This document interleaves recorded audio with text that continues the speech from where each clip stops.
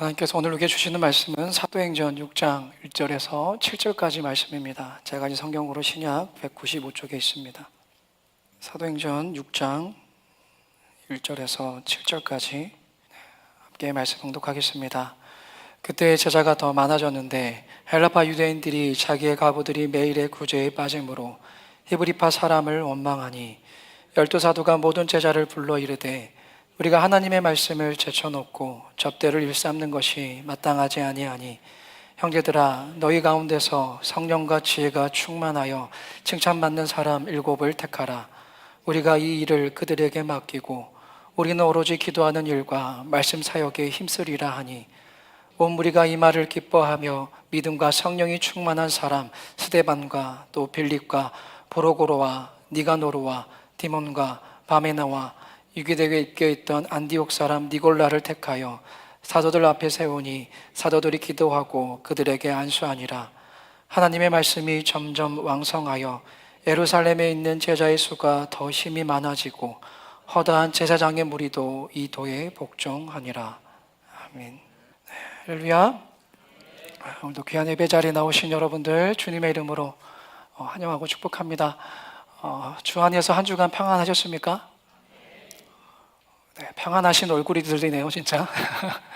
우리 계속 이렇게 인사 나누고 있어요. 지난 시간에도 나누었고 어떤 축복의 인사였습니까?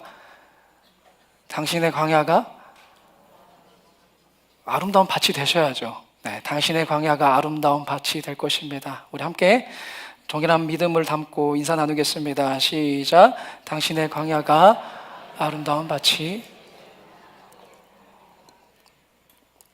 네, 계속 그냥 의미 없이 하는 인사한 말이 아니에요. 우리의 말에 그런 능력이 있는 것이 아니라 마침내 위에서부터 영을 부어주실 때에 여러분들의 각자의 그 광야, 그 절망 속에 있는 그 공간이 아름다운 밭으로, 아름다운 생명이 깃든 여호와의 숲으로 바뀌게 될 줄로 믿습니다. 바뀌어가고 있다라고 선포하세요. 할렐루야. 바뀌어가고 있습니다. 당장 눈에 보이지 않다 하더라도 분명하게 주님은 일하고 계십니다. 우리는 계속해서 사도행전의 말씀을 통해서 정말 거친 이 고난의 광야를 기어코 생명의 밭으로 기경하시는, 이 갈아엎으시는 성령의 위대한 이 역사를 우리가 지금 매주 확인하고 있어요. 불과 120명으로 시작한 초대교회였습니다. 오순절 성령 강림 이후 그 초대교회는 단숨에 3,000명 또 5,000명으로 불어나는 정말 엄청난 부흥을 경험했어요. 근데 부흥하는 그때에 시련과 핍박이 찾아왔죠. 사도들이 감옥에 갇히고 또 채찍에 맞는 무서운 그 외부의 핍박이 찾아왔지만 교회는 그 거친 광야마저 무사하게 멋지게 통과하며 셀 수 없이 거대한 무리로 초대교회는 성장했습니다.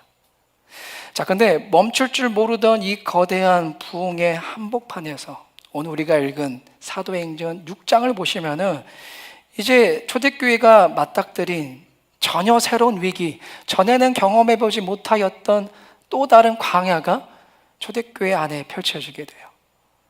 생각지도 못한 불만의 소리, 그 소리가 교회 안에 터져 나오기 시작합니다. 우리 1절의 말씀 다시 한번 화면을 보시고 읽어봅니다. 시작.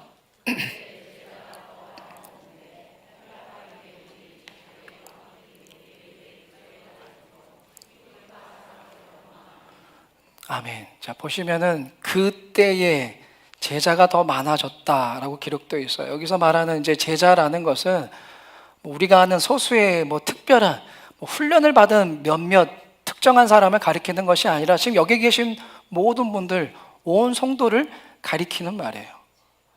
자, 앞서 말씀드린 것처럼 예수 믿는 무리가 감당할 수 없을 만큼 엄청나게 지금 불어난 바로 그때를 말하는 겁니다. 그 부흥의 정점을 가리키고 있어요. 그렇게 외부의 핍박 이후에 점점 교회는 번성해져 갔다는 거예요. 성도의 수가 불어났다는 것입니다. 자, 당시 초대교회는 위대한 또 훌륭한 사역을 하고 있었어요. 바로 구제 사역. 당시에도 얼마나 빈궁했습니까? 굶어 죽는 사람들이 참 많았어요. 특히 생존이 막막한 가부들, 이들이야말로 정말 먹고 살기 힘들었지 않았겠습니까? 그들을 위해서 초대교회가 막막한 이 가부들에게 매일 밥을 나누어 주는 그런 구제 사역을 시작하였습니다. 근데 챙겨야 할 식구수가 많아지다 보니까, 성도수가 갑자기 너무 많아지다 보니까 이 배급하는 가정에서 자꾸 누락되는, 그래서 굶는 사람들이 발생하게 되었어요. 그들이 누구냐면은 바로 타향살이 하면서 그렇게 고생을 하다가 노후에는 이제 고향인 예루살렘으로 돌아온 헬라파 가부들이 바로 그들이었습니다. 여러분, 당시 이 초대교회의 살림은 누가 맡고 있었냐면은 예루살렘 유대인들, 이 터줏대감인 히브리파 사람들이 이 교회 살림과 행정을 도맡고 있었어요. 물론 그들이 처음부터 차별하려고 했던 것은 아니었을 겁니다. 하지만 생각해 보세요. 5천 명에서 장정만 남자만 5천 명입니다. 거기에 여자 성도들과 아이들까지 더하면은 몇만 명이에요. 매일 그렇게 많은 수많은 성도를 챙겨야 하는 정신없는 상황이 벌어지다 보니까 자신도 모르게 은연중에 팔이 안으로 굽어버리게 된 거예요. 바쁘게 일하는 와중에 자연스럽게 자기들과 말이 통하고 익숙한 문화를 살고 있는 이 본토박이들, 이 예루살렘에 살고 있는 히브리파 가부들을 좀 더 챙겨주게 된 겁니다. 상대적으로 이렇게 말이 서툴고 낯선 헬라파 가부들은 자꾸만 관심 밖으로 밀려나게 되었어요. 타지에서 온 것도 서러운데 당장 생존이 걸린 밥그릇마저 차별을 받자 이 헬라파 사람들의 이 서운함이, 이 소외감이 결국에는 폭발해 버린 거예요. 예수 안에서 한 가족이라고 하더니, 예수 안에서 우리는 한 형제 자매라고 하더니 결국에는 굳은 일은 우리가 다 하고 혜택은 자기들끼리만 챙기는구나, 이런 소외감이 이 초대교회 안에 폭발해 버린 거예요. 자, 거룩하고 지금 은혜 충만한 초대교회입니다. 그 은혜 충만한 초대교회 한복판에 이른바 굴러 들어온 돌과 이 박힌 돌 사이에 이 좁을 수 없는 이 거대한 갈등이 터져버린 거예요. 여러분, 도대체 왜 성령 충만했던 교회, 그 외부의 핍박과 광야를 믿음으로 잘 통과했던 초대교회 안에 이런 원망과 다툼이 벌어지게 된 걸까요? 누군가 심보가 고약해서 그럴까요? 아닙니다. 겉모습으로 보기에는 파벌 싸움 같지만은 사실 이 원망의 밑바닥에는 교회의 갑작스러운 급성장이 만들어낸 이 거대한 피로감이 숨어 있었어요. 여러분, 성도수가 늘어났다는 이야기는 그만큼 교회 살림도 거대해졌다라는 거겠죠. 그런데 당시 초대교회의 모든 살림과 책임이 누구에게 있었냐면은 오늘 말씀에 나와 있지만 12사도들, 그 12사도들에게만 이 초대교회의 모든 살림과 책임이 온전하게 집중되어 있다 보니까 필연적으로 체력적으로 한계가 오게 되었고 일처리에도 구멍이 날 수밖에 없었어요. 여러분, 이것이 바로 초대교회 부흥 이면에 찾아온 또 다른 광야였습니다. 내부의 광야였어요. 자, 그렇다면 금방이라도 쪼개질 것 같은 이 치명적인 원망을 소리를 들었을 때 오늘 이 사도들, 이 위기의 진짜 원인을 무엇으로 진단했겠습니까? 오늘 우리가 읽은 2절의 말씀 다시 한번 같이 화면을 보시고 읽어보겠습니다. 시작.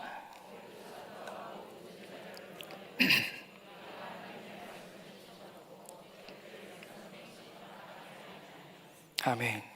자, 이 12사도들은 이 갈등이 발생한 원인을 정확하게 깨트려 보고 있었어요. 그들은 불평하는 사람들 향하여서 섭섭함을 토로하지 않았습니다. 야, 우리가 잠도 안 자고 밥 차려줬는데 어떻게 그렇게 원망을 하느냐, 그렇게 실수도 할 수 있는 것이지 섭섭함을 토로하지 않았어요. 또 반대로 우리가 일을 똑바로 못해서 이런 일이 발생했다, 이런 문제가 터졌다라면서 뭐 행정적인 한계를 탓하지도 않았어요. 이런 겉에 보여지는 모습에 집중하지 않았습니다.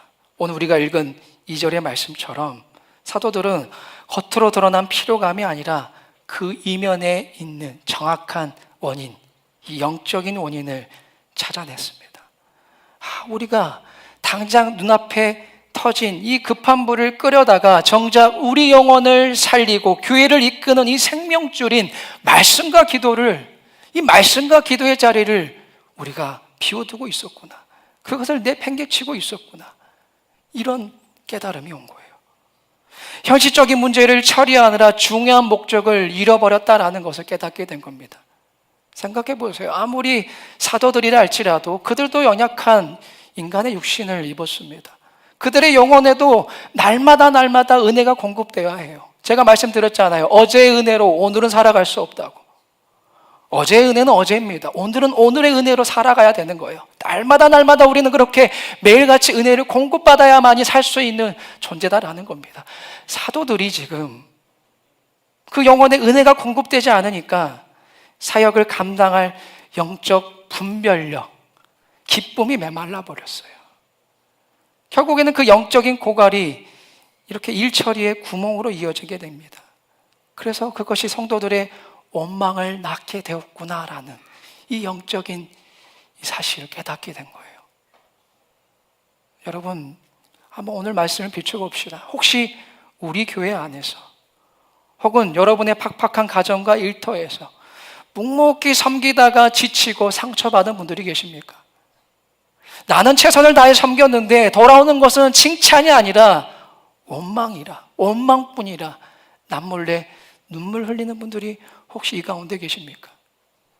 오늘 사도를 보십시오. 그렇다면 내가 부족해서 그래, 내가 일을 못해서 그래, 혼자 찔림을 받거나 여러분 스스로를 원망할 필요가 없다는 거예요. 여러분의 헌신이 모자란 것이 아닙니다. 눈앞에 닥친 무거운 현실을 책임지려다 보니까 내 영혼이 숨을 쉬는 말씀과 이 기도의 줄이 잠시 느슨해졌다라는 것입니다. 여러분, 지친 우리에게 필요한 것은 더 완벽하게 일을 해낸다든지 뼈를 깎는 또 다른 희생을 찾지 말아야 돼요. 거기에 원인이 있는 것이 아닙니다. 위기 앞에, 탈진 앞에 우리가 해야 할 일은 무엇입니까? 돌아가는 거예요. 돌아가는 거. 어디로 돌아가야 됩니까? 처음 십자가 은혜를 경험했던 그 자리, 그 첫 믿음의 자리로 돌아가셔야 돼요. 나에게 공급해 주셨던 하나님의 그 은혜의 자리로 돌아가셔야 돼요. 돌아가야 내 텅 빈 마음에 하나님께서는 하늘의 위로를 넉넉하게 채워주시는 것입니다. 여러분, 내 영혼이 먼저 말씀으로 살아나야지만이 얽혀버린 갈등의 밭이라 할지라도 다시 일굴 힘이 생긴다는 것을 믿으시기 바랍니다. 내 힘으로는 절대 할 수 없어요. 여러분, 다시 돌아가셔서 공급받으셔야 돼요. 그 첫사랑의 자리로, 첫 은혜의 자리로 가셔야 한다는 거예요. 오늘 그렇게 말씀과 기도의 본질로 회복한 사도들, 오늘 3절에 보십시오. 이제 위기가 기회로 보이기 시작합니다. 놀라운 결단을 내려요. 자신들에게 집중되어 있던 이 무거운 교회의 살림을 이제 가감하게 나누어 줍니다. 우리 3절의 말씀 다시 한번 같이 화면을 보시고 있습니다. 시작. 형제들아, 너희 가운데서 잘 맞는 사람 7을 택해라. 아멘. 여러분, 위대한 선언을 하고 있는 거예요. 사도들의 이 결단이 위대합니다. 소수의 사역자가 교회의 모든 짐을 홀로 짊어지고 있던 이 과부하된 구조를 이제 깨트리겠노라고 결단한 선언이에요. 이제는 훈련받은 성도들, 즉 제자들이 교회의 살림을 책임지도록 이제 권한을 온전히 이제 맡긴 겁니다. 여러분, 이거는 모두가 함께 살아나기 위한 거룩한 동역의 시작이었습니다. 나 혼자 다 하려는 독점을 내려놓고 짐을 나누어지는 거룩한 질서가 초대교회 안에 세워지게 된 거예요. 저는 우리 믿음의 교회 역시 궁극적으로는 이렇게 짐을 나누어지는 건강한 동역의 공동체로 나아가야 한다고 믿습니다. 우리도 그렇게 나아가야 돼요. 근데 여러분, 짐을 나누어지는 이 거룩한, 이 건강한 동역의 공동체는 하루아침에 이루어지는 것이 아니에요. 조직표를 단순하게 다시 짜고 사람을 새로 임명한다고 해서 하루아침에 그렇게 되는 것이 아닙니다. 기꺼이 짐을 나누어질 수 있는 우리 교회 안에 있는 작은 교회, 이 성도들이 준비된 제자가 되어야 가능하다라는 거예요. 사람이 준비되어 있어야 한다는 것입니다. 생각해 보세요. 사도들이 그래 내가 짐을 너희들에게 넘기겠다 선언했을 때 만약 성도들 중에 그 짐을 맡길 만한 사람이 없었다면 어떻게 되었겠습니까? 그냥 헛된 바람이었겠죠. 근데 감사하게도 오늘 말씀해 보시면은 초대교회 안에는 준비된 자들이 있었어요. 오늘 본문에서 택함받은 스데반, 빌립을 비롯한 7사람이 준비되어 있었습니다. 무거운 짐을 기꺼이 함께 짊어질 이 동역자들이, 이 참된 제자들이 이미 준비되어 있었다라는 거예요. 그러므로 여러분, 우리도 조급해할 필요가 없습니다. 농부가 거친 땅을 갈아엎고 씨앗이 자라기를 묵묵히 기다려야 하듯이 우리 교회의 짐을 함께 짊어질 일꾼들이 든든하게 세워질 그 하나님의 때를 우리는 소망하면서 기도로 준비한다는 거예요. 할렐루야. 무엇보다 당신이 아니라 나 자신이 먼저 그 짐을 나누어 줄 수 있도록 천천히 그러나 확실하게 우리의 영적인 그릇을 넓혀가면 된다라는 것을 기억하시기 바랍니다. 내가 그렇게 해야 한다는 거예요. 자, 그렇다면 교회의 짐을 함께 짊어질 준비된 제자가 되기 위해 여러분 중요한 겁니다. 우리는 어떤 이 영적인 그릇을 넓혀가야 될까요? 오늘 말씀에서도 그 정답이 제시되고 있어요. 말씀을 보십시오. 3절을 보시면은 사도들은 일꾼을 세울 때에 세상적인 이력이나 화려한 스펙을 요구하지 않았어요. 3절을 다시 보세요. 사도들이 제시한 기준은 명확합니다. 어떠한 사람이에요? 성령과 지혜가 충만하여 칭찬받는 사람. 이 세 가지예요. 세상적인 스펙이 전혀 없습니다. 성령과 지혜가 충만하여 칭찬받는 사람. 하나씩 살펴볼게요. 첫 번째로 성령이 충만한 사람입니다. 이것은 단순히 종교적인 열심이 유별나거나 신비한 체험을 하는 사람들, 그들을 뜻하는 것이 아니에요. 내 인생의 주도권을 성령님께 내어드린 자입니다. 내 삶의 주인이 하나님이심을 온전히 고백하며 성령님께 의탁하며 살아가는 사람이에요. 내 자아와 고집을 내려놓고 내 권리를 포기할 줄 아는 사람이다라는 거예요. 일하다가 내 뜻대로 되지 않는다고 혈기를 부리거나 내 주장을 앞세우는 것이 아니라 십자가 앞에 엎드려서 성령님의 그 인도하심에 철저히 순종할 줄 아는 사람이 바로 성령이 충만한 사람이다라는 겁니다. 두 번째로는 지혜가 충만한 사람이에요. 여러분, 여기서 말하는 지혜는 현실적인 일머리를 말하는 것이 아닙니다. 물론 현실적인 인머리도 필요하겠죠. 근데 사도들이 원했던 그 지혜는 차원이 달랐어요. 더 높은 차원이었습니다. 그것은 바로 헬라파와 히브리파가 치열하게 대립하는 그 갈등의 한복판에서 누구의 편도 들지 않고 하나님의 관점으로 그 얽힌 실타래를 풀어낼 수 있는 이 화평의 능력, 그게 바로 지혜라는 거예요. 그게 바로 하늘에 속한 지혜다라는 것입니다. 여러분, 그저 일만 능숙하게 처리하는 사람이 아닙니다. 사람을 살리고 공동체를 하나로 묶어내는 하늘의 지혜를 가진 자가 바로 지혜가 충만한 사람이다라는 것을 기억하시기 바랍니다. 마지막 세 번째로요, 사람들에게 칭찬받는 사람이어야 한다는 거예요. 여러분, 앞에 두 가지는 하나님과의 영적인 관계죠. 성령과 지혜. 이것은 하나님과의 영적인 관계라면은 지금 말씀드린 세 번째는 이웃과의 관계입니다. 여러분, 아무리 기도를 많이 하고 봉사를 열심히 한다 하더라도 주변 사람들에게 무례하고 이기적이라면은 결코 짐을 나누어지는 제자가 될 수 없다라는 것입니다. 가정에서, 일터에서, 그리고 교회 안에서 우리는 상식적인 사람이 되어야 돼요. 따뜻하게 덕을 세울 줄 아는 사람들이 되어야 합니다. 그렇게 사람들의 인정을 받는 사람이 되어야 한다는 거예요. 여러분, 세상은 돈이 많고 학벌이 좋고 배경이 든든한 사람에게 일을 맡기지요. 하지만 하나님의 나라는 달라요.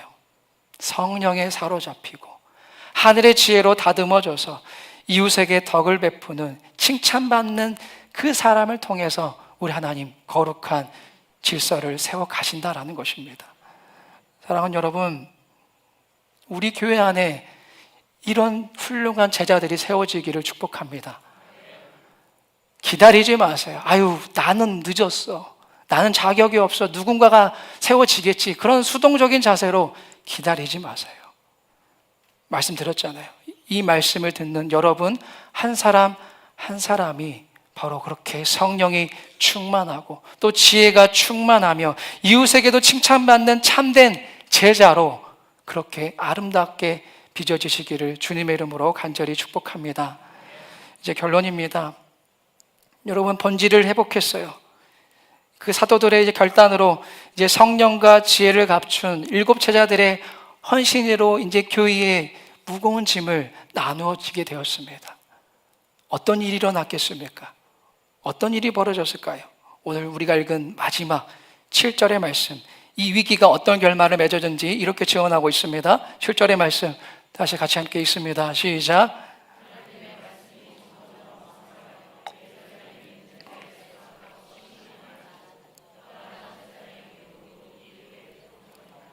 아멘. 보십시오. 금방이라도 교회를 쪼갤 것 같았던 갈등과 분열의 위기가 지금 어떻게 되었어요? 오히려 초대교회를 더 단단하게 만드는 축복의 통로가 되었다는 것입니다. 할렐루야. 사도들이 말씀과 기도라는 그 본질을 회복하고 짐을 나누어지는 그 거룩한 질서가 세워지게 되자 꽉 막혀있던 은혜의 숨통이 트이면서 이제 말씀이 왕성해지는 진짜 부흥이 찾아오게 된 거예요. 더 놀라운 것은 여러분 하반절에 보세요. 복음을 가장 핍박하였던 이 제사장들마저도 굴복하고 그 복음에 굴복하고 돌아오는 기적이 일어났다라는 것입니다. 할렐루야. 사랑하는 여러분, 그렇기 때문에 우리가 겪는 갈등, 피로감은 여러분 실패가 아니에요. 그냥 위기로만 끝나는 것이 아니라는 겁니다. 그것은 우리가 놓치고 있던 영적 본질을 다시 붙잡게 만들고 짐을 함께 짊어질 동역자를 세우시기 위한 하나님의 또 다른 은혜의 시간이 펼쳐지고 있다는 것을 믿음의 눈으로 바라보시기 바랍니다. 위기를 하나님께서는 반드시 하나님의 거룩한 기경의 시간으로 바꿔내실 것입니다. 여러분의 삶도 마찬가지예요. 우리 각자의 삶도 마찬가지입니다. 내 삶에 닥친 팍팍한 그 위기, 그 탈진 앞에서 그냥 주저앉아 있지만 마십시오. 오늘 사도들을 보세요. 일단은 제일 먼저는 어디로 가야 돼요, 여러분? 주님 앞으로 가셔요. 처음 마음가짐, 처음 사랑의 자리, 처음 나에게 알려주셨던 그 은혜의 자리, 주님께로 가십시오. 말씀의 자리로 가셔야 한다는 거예요. 기도로 내 텅 빈 영혼을 먼저 채워야 한다는 것입니다. 여러분, 다른 것 채워지게 되면 그 영혼 계속 위기 가운데 절망할 수밖에 없어요. 우리의 영혼은, 내 텅 빈 영혼은 오직 하나님의 말씀과 기도로만 채워져야 다시 솟게 될 줄로 믿습니다. 그렇게 채워졌다면 우리가 성령과 지혜, 칭찬받는 삶의 열매를 맺으셔서 이제 그 짐을 나누어야죠. 곁에 있는 지체들과 기꺼이 삶의 짐을 나누시길 바랍니다. 그때 우리를 괴롭히고 있던 이 거칠고 메마른 광야는 기업고 생명이 피어나는 아름다운 밭으로 변화될 줄로 믿습니다. 그리고 이 회복의 은혜는요, 여러분, 우리끼리만 편안한 교회를 만드는 데서 멈추지 않습니다. 않을 것입니다. 오늘 가장 적대적이던 제사등마저 무릎 꿇게 만든 초대교회의 그 부흥처럼 말씀의 본질 위에 거룩하게 질서를 세워가는 우리 믿음의 교회를 통하여서, 그리고 참된 제자로 빚어질 여러분 그 한 사람 한 사람을 통하여서 우리가 찬양의 고백처럼 모든 열방이 주를 보게 되고 여호와의 그 영광이 물이 바다 덮음같이 가득해질 줄로 믿습니다. 우리 말씀을 맺으면서 오늘 말씀의 핵심, 우리가 결단하는 마음으로 다 함께 저를 따라해 보시겠습니다. 본질을 회복하여 거룩한 질서를 세우는 제자가 됩시다. 네, 위기를 넘어 말씀이 왕성해지는 이 놀라운 회복과 부흥의 역사가 여러분의 가정, 그리고 일터, 그리고 우리 믿음의 교회 가운데 충만하게 임하시기를 주님의 이름으로 간절히 축복합니다. 기도하겠습니다. 살아계신 하나님, 눈앞에 닥친 분주한 현실을 핑계로 영혼의 생명줄인 말씀과 이 기도의 자리를 비워두었던 우리의 연약함을 주님 긍휼히 여겨 주시옵소서. 지치고 상한 심령마다 주님 십자가의 첫 마음을 회복시켜 주시옵소서. 텅 빈 우리 안에 하늘의 은혜를 먼저 넉넉히 채워주시길 원합니다. 이제 우리 모두가 그렇게 성령과 지혜가 충만하여서 이웃에게 칭찬받는 참된 제자로 빚어지게 하여 주시옵소서. 주님, 나 혼자 짊어지려는 독점과 고집을 내려놓고 기꺼이 서로의 짐을 나누어지며 우리의 믿음의 교회와 가정 안에 생명을 살리는 거룩한 질서를 세우게 하여 주시옵소서. 우리의 이 결단을 통해 갈등과 탈진의 메마른 광야가 기업고 생명이 피어나는 아름다운 밭으로 변화되게 하여 주시고, 꽉 막혔던 은혜의 통로가 뚫려서 온 열방이 하나님의 그 영광을 보게 되는 참된 부흥을 오늘 우리에게도 허락하여 주시옵소서. 살아계신 예수님의 이름으로 간절히 기도하옵나이다. 아멘.